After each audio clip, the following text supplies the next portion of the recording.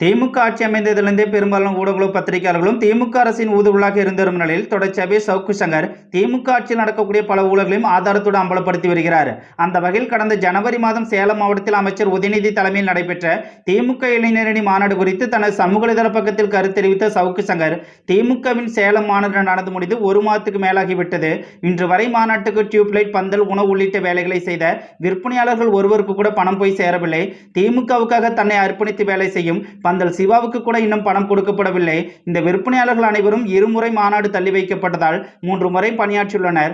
மாநாடு நடந்த நாள் முக்கிய முகூர்த்த நாள். அந்த திருமண வேலையை விட்டுவிட்டு திமுக இளைஞரணி மாநாட்டுக்கு வேலை பார்த்த விற்பனையாளர்கள் இன்னும் கதறிக்கொண்டு இருக்கின்றனர். உதயநிதியின் உதவியாளர் செந்தில் தலைகணம் பிடித்த தரகராக இருக்கிறார். யார் போன் செய்தாலும் எடுப்பதில்லை. செந்திலுக்கு நான் தான் அடுத்த முதல்வரின் PA என்ற ஆணம் வந்துவிட்டது. மே மாதம் தேர்தல் முடிந்ததும் சின்னவர் தான் CM என வெளிப்படையாகவே பேசுகிறார். உதயநிதியை தொடர்பு கொள்ள முடியாத விற்பனையாளர்கள் செந்திலை அணுகி கேட்டால் சின்னவர் பார்த்து மனது வைத்தால் ஏதாவது கிடைக்கும், கொடுப்பதை வாங்கிக் கொள்ளுங்கள் என்று பதிலளித்துள்ளார். மாநாட்டுக்கு வேலை செய்தவர்களுக்கு அவர்களுக்கு வரவேண்டிய தொகை ஒரு மாதத்துக்கு மேலாக இன்னும் கொடுக்காமல் இழுத்தடித்து விட்டு நீங்கள் நலமா என்று போன் பண்ணி கேட்பதற்கு இந்த குடும்பத்துக்கு எவ்வளவு ஏத்தம் இருக்க வேண்டும் என அமைச்சர் உதயநிதியை வெளுத்து வாங்கியுள்ளார்.